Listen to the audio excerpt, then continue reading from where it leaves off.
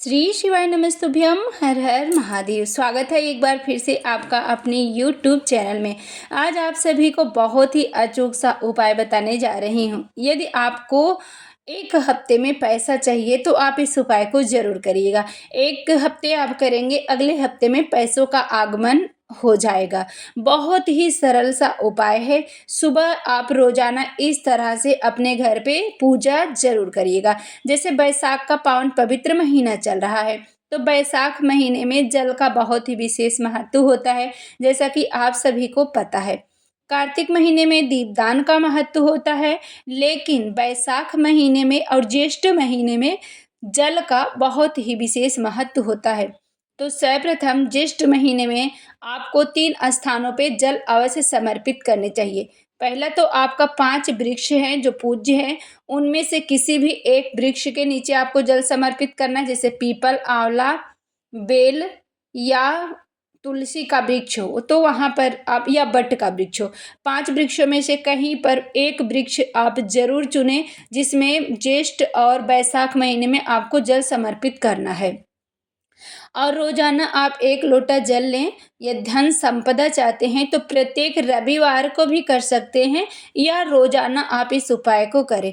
और नहीं कर सकते रोजाना तो रविवार के दिन आप करेंगे, फिर अगले रविवार को आप देखेंगे कि आपका कार्य हो रहा है और आपको पैसे भी मिल रहे हैं। जैसा कि पूजनीय पंडित जी की कथा सुनकर हम आपको समझाते हैं कि रविवार के दिन यदि 1 लोटा जल लें, उसमें थोड़ा सा गुड़ डाल करके, थोड़ा सा अक्षत डाल करके, 1 लाल पुष्प और 11 लाल मिर्च की जो बीज होती है, देख सकते हैं कि यहाँ पे हमने 1 लाल मिर्च लिया है, उसमें से 11 बीज निकाल लिए हैं और इस जल के पात्र में डालेंगे। ये हमारा जल का लोटा बनके तैयार हो गया है। अब इस जल को कहाँ पे समर्पित करना है? तो इस जल को सूर्य देवता को समर्पित करना है। थोड़ा सा उसमें लाल चंदन डाल लीजिएगा। अब इस जल को आप ले जाके सूर्य देवता को समर्पित करें। और ध्यान रखिएगा, सूर्य देवता को जल समर्पित करते समय छोटी सी बाल्टी वगैरह आप अपने आसपास रख ले और उसमें जल समर्पित करते हैं तो बहुत ही अच्छा होता है। जल के छींटे आप पे नहीं पड़ते हैं। ये सूर्य देवता का जल तैयार हो गया। अब दूसरा जल जो तैयार हो रहा है बैसाख महीने में, जैसा कि 5 वृक्ष बताए हमने, पीपल, आंवला, बेलपत्री, तुलसी, वट वृक्ष। तो ये 5 वृक्ष आपके बहुत ही पूजनीय हैं। तो रोजाना घर में तुलसी का, आप तुलसी जी को जल जरूर समर्पित करते होंगे, तो तुलसी जल आपको किस तरह से देना चाहिए? तो 1 लोटा जल, उसमें 1 पीला या लाल पुष्प डालें, थोड़ा सा अक्षत और हल्दी डाल के आप तैयार करें।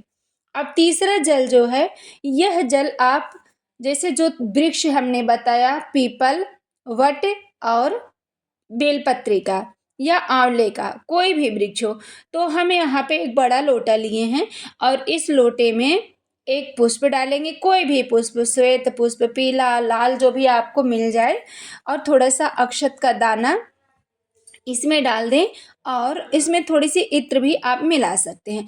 अब इस जल को किसी भी वृक्ष में, जैसे पीपल का वृक्ष मिल जाए तो वहाँ पे डाल दें, आंवले का मिल जाए तो वहाँ पे डाल दें, बेलपत्री का मिल जाए तो वहाँ पे डाल दें, कहीं पर भी आपको जल चढ़ाना है।